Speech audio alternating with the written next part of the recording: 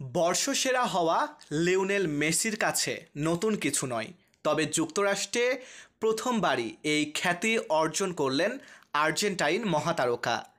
Inter মায়ামির হয়ে প্রথম পূর্ণ মৌসুমেই দারুণ পারফরম্যান্স করে মেজর লিগ সকারের মোস্ট ভ্যালুয়েবল প্লেয়ার অ্যাওয়ার্ড জিতলেন মেসি।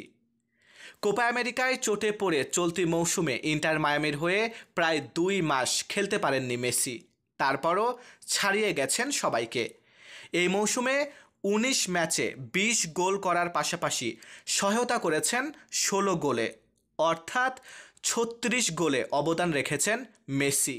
সুফল পেলেন বর্ষসেরা পুরস্কার হাতে তুলে।